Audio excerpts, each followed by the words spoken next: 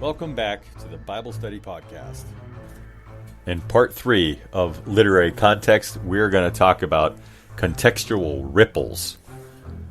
So get your notebook, get your tea, your coffee, your milk, your water, whatever you drink. Just don't spill it on your notes. Now let's get going.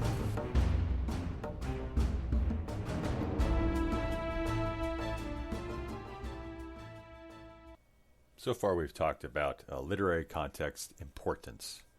That context provides flow of thought. Context defines words. It's not the other way around.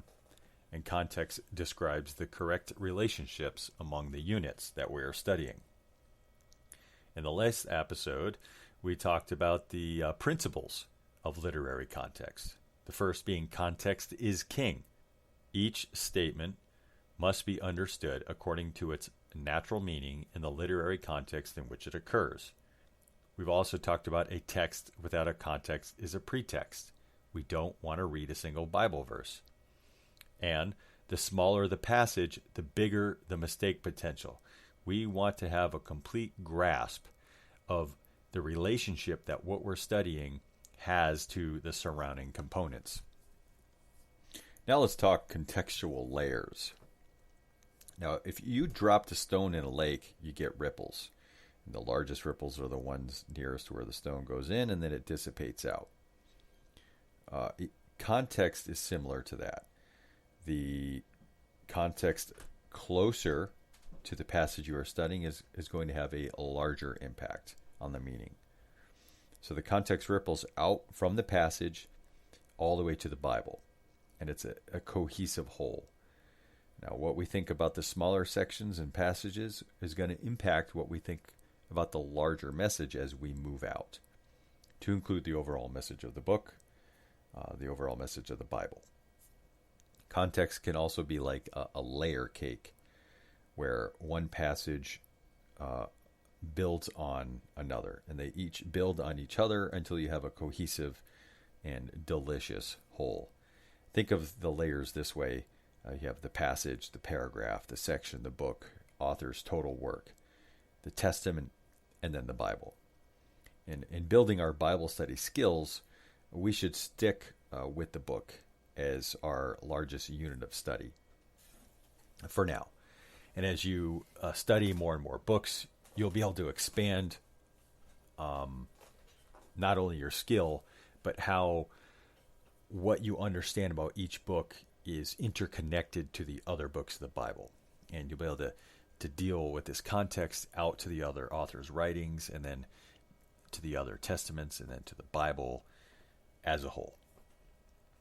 So our contextual layers that we're going to talk about in this episode are the nearest context, the book context, and the Bible context. Now, there are other relevant intermediate layers between book and Bible, which I've already mentioned, like the author's other work. But we're just going to stick to these in this episode. And we're going to spend the most time on the near context, right, the immediate context, because it has the biggest impact on meaning.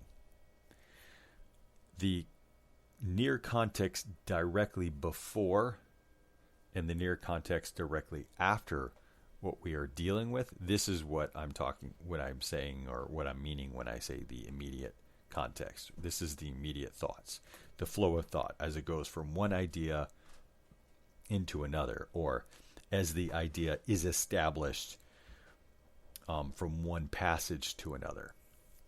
These ideas and these thoughts, they're strung together to form larger ideas, and these larger, and when I say larger, I don't mean larger just in a book sense, but they could be larger in the what might be established, or the ideas that might be discussed over 3 or 4 sentences in a single paragraph, over a few paragraphs, right? So these larger ideas, these are the themes.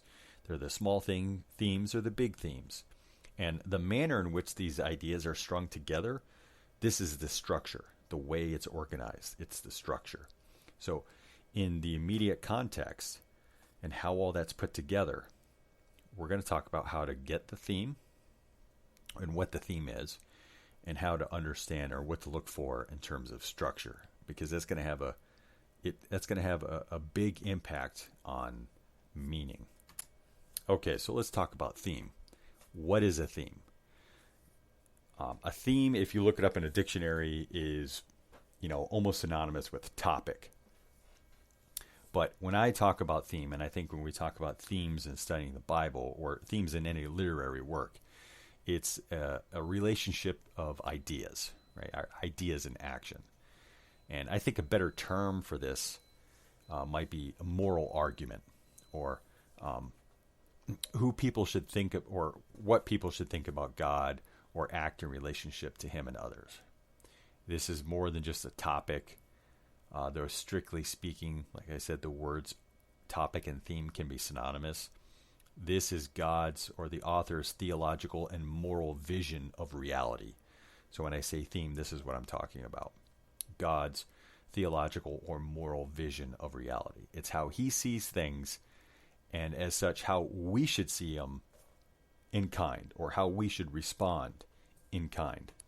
If I were to ask you the theme of a book that you read, or a section of a book, and you provided a one-word answer, what you have given me is a topic. You have not given me a moral argument, or at least you have not explained to me what you think the author's moral argument or moral vision is. Even if it is a primary topic, you have not given me the author's moral vision. So let me ask, what is the theme in Genesis chapter 1?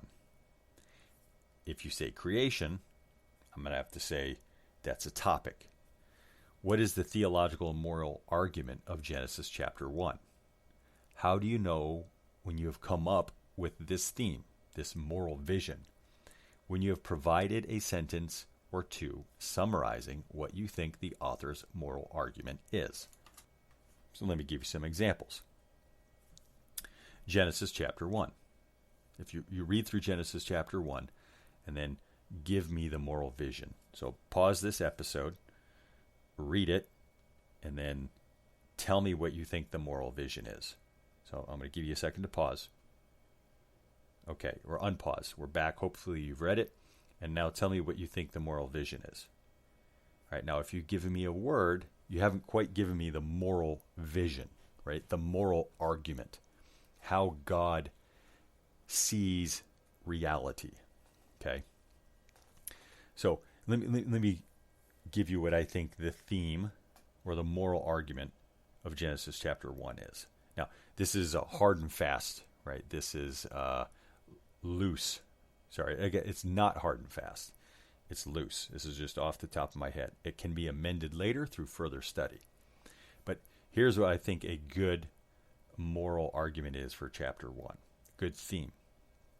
God is the creator of the universe and is therefore sovereign over all creation. Now, it is never stated in chapter 1 that He is sovereign, right? The word is never used. But creation implies ownership, and ownership further implies a moral relationship between owner and ownee. And this is adequately described in the term sovereign and in the sovereign-subject relationship. And I think this is what the theme of chapter 1 is, or I think it is a viable theme for chapter 1, and that the sentence, God is the creator of the universe and is therefore sovereign over all creation, is a moral argument. Whether it's perfect or even close to being correct is really not the point here, but it's giving you an example of what you are trying to do when you are coming up with a theme. And as we get into historical context and grammatical rules and word meanings, we can come back and we can amend these and adjust. But for right now, just understand how to formulate a theme, how to pull out this moral argument. So let's look at Genesis chapter 2. Go read Genesis chapter 2. Now that you have an idea of what a theme is. Pause. Okay, you're back. So tell me, say out loud, what you think the theme of Genesis chapter 2 is. Now, hopefully, you've given me more than just word. You've come up with more than just word. So here's what I've come up with. God wants a caretaker relationship with mankind that flows down into all of creation. Now, this could be completely wrong, right? But there is a moral implication with what I've just put in here. This is a moral vision of God, say God's theological reality as described by Moses. Now, I could go into a long dissertation of why I think this is fairly close to being accurate, and to what the theme here is for chapter 2. I'm not going to go do that right now. We can circle back to it when we get into historical context and grammatical rules. But more or less, these are the themes for chapter 1 and chapter 2. There are sectional themes, right? Because they're just dealing with a context, or but with a chapter. And I wanted you to see the theme, the idea of what a theme is. Now, if you look at the theme, it also resembles a summary statement, but with a moral and theological implication that may or may not be stated in the text being studied. This thematic summarization, this characterization in our own words of the author's moral argument, can be done up and down the contextual layers. And as we work through the text, this is what we want to do. But immediate context is not just chapter. When we talk about immediate context, we could be studying a small passage and its relationship to the surrounding passages. So I'm going to try to give you some examples to show you what it's like to deal with something that's smaller, but without violating the principles of context that we talked about earlier, right? So we have to be careful here, because if we're going to get smaller, we have a greater potential for mistakes. So we have to make sure that we're not violating the flow of thought, and that we're not violating the relationships around what we're talking about or what we're studying. If you've been following along these episodes by doing your own homework, then you probably have an outline, maybe a couple different outlines already. A summary outline in particular, with titles and little summaries in your own words of what you think different passages and different sections are talking about. So when we do this theme, or when we come up with a moral argument, we're really just adding an additional line to the outline. And I'll give you a few examples. And here in these examples, I'm going to deal with something smaller than just a chapter. So I'm going to give you 3 examples, and they're all going to be from the same chapter of Romans to show how we can kind of narrow down our focus and the surrounding context impact on what we're talking about and what we're studying. So Romans 14, 5 through 9. Go ahead and read Romans 14, 5 through 9. Pause this and then come back. Now that you're back, a summary of verses 5 through 9 might be, do everything you do for the Lord. Do everything you do for the Lord. Now that is the summary. So how do I take that same idea that I think is being talked about in 5 through 9? And whether you agree with me or not, this is not what we're talking about. This isn't biblical commentary that you might disagree with. I'm just trying to give you examples of how to walk through this process. So if you do everything you do for the Lord, if that is a summary of verses 5 through 9, how does that relate to a moral argument? So here's the moral argument that I put down. Religious observances are not important. What matters is your Christ-centered attitude regarding the things you treat or don't treat as religious. Now, you might disagree with that moral argument. You might say, well, I don't think that's the moral argument at all, and that's fine.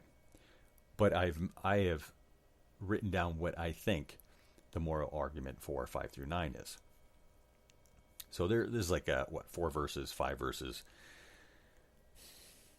In the following context, right? So we're talking immediate here. The following verses, 10 through 12. Go read those. Now that you've read those, here's what I've put for a summary of 10 through 12. Do not judge your brothers and how they live for the Lord. That's the summary. And here's what I think the moral argument is. It is wrong to judge your brother for the way they live for the Lord. Now, even if that is the moral argument, right, there's still a surrounding context. There's another moral argument that this is pinned to, another one that this has a relationship to.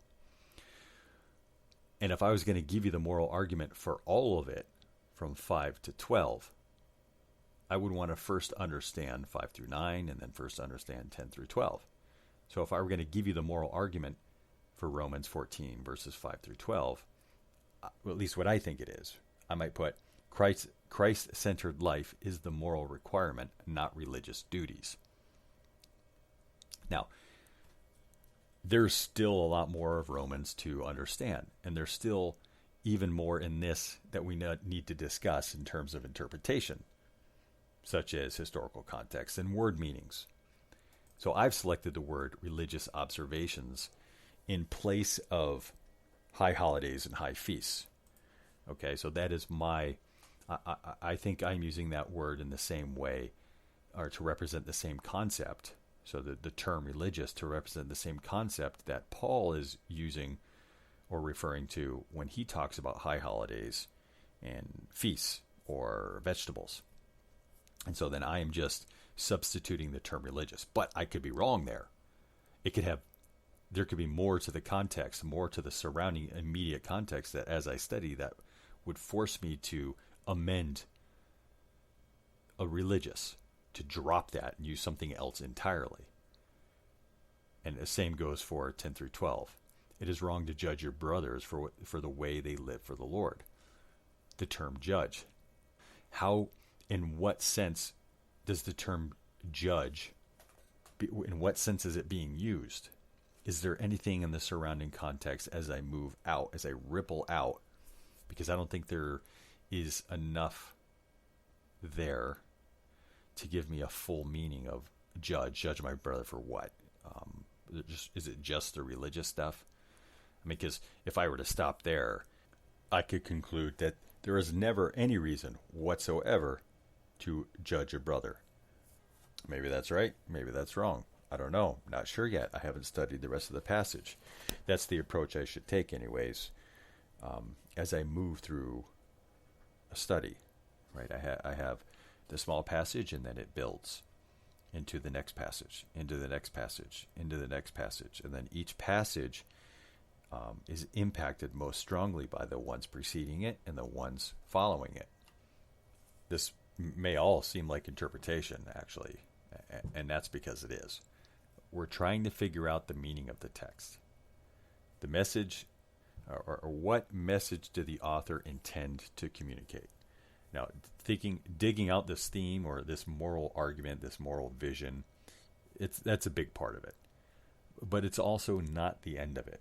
There's still plenty of time for me to amend or completely change what I think the theme or the meaning is. Am I correct in thinking that Paul is only talking about religious activity? Am I properly understanding the word judge? And so on. The other hermeneutical principles will help me refine, and that'll help me answer those questions.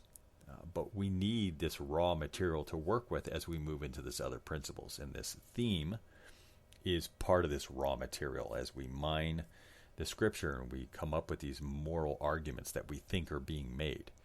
This gives us the raw material to then begin to refine with the historical context and word meaning and so on. Okay, so I think I've belabored that point.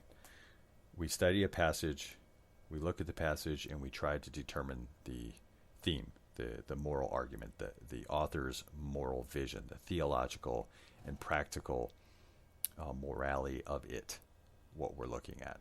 That's the theme. After theme, we want to look at structure. Here, with structure, I'm talking about the way the author organized his thoughts. And that we have a list of themes or moral arguments, we can begin to build this picture of structure for the book. Right? We can't do structure first. We have to do the themes first. This is how the author has organized his material, and if you don't know what the material is from a moral argument perspective, it's going to be difficult to get a structure. You'll see what I mean in a second. So there's probably a long list of structural possibilities, but I'm just going to briefly talk about a few common ones that you're going to see, ones that you're going to see come up all the time. So this is what you want to be on the lookout for. Chronological order. That is how the author has set out his ideas or events, the events he's talking about, in chronological order. You're going to see this pretty much in the historical narrative. You could see this in a biography, which is a type of historical narrative, but your chronological order is a common one in historical narratives. The next one is logical order. Think of logical order in terms of argumentation. Paul likes to use logical order. In a logical order, you tend to get an introduction, you get a covering of say presuppositions or premises. You have a section for evidence, usually a section for practical implications and conclusions. The third and probably most common structural type would be a thematic or topical grouping. This is where the author is going to take similar ideas and he's going to cluster them together.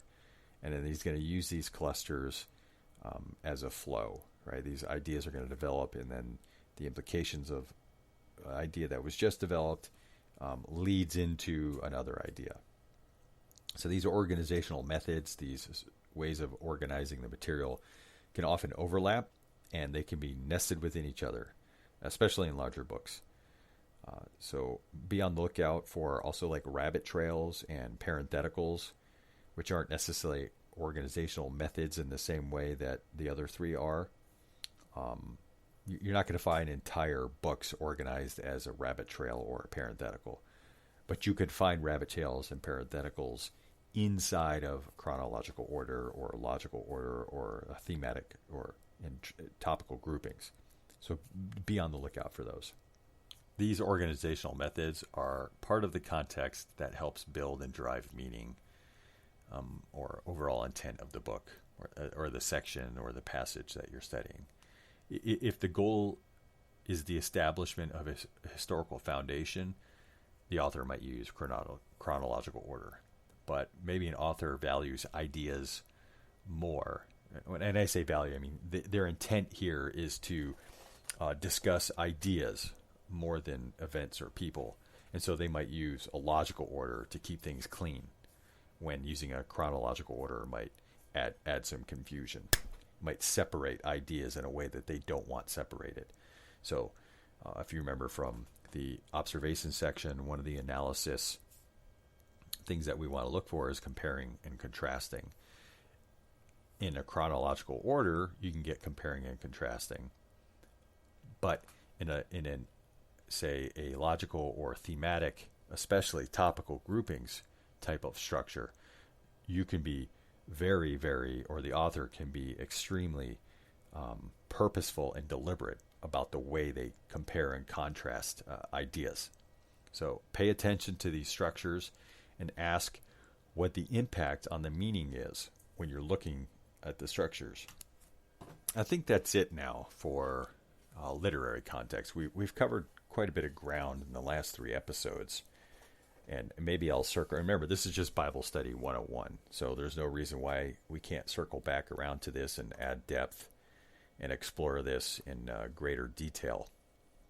But what you've been given so far is more than enough to really start digging and thinking about what it is you're reading and trying to understand the intended meaning that the author is trying to communicate. Now, one thing you might come to realize while you're doing this is that your ability to write and organize will have a huge impact on the quality of your thoughts and conclusions.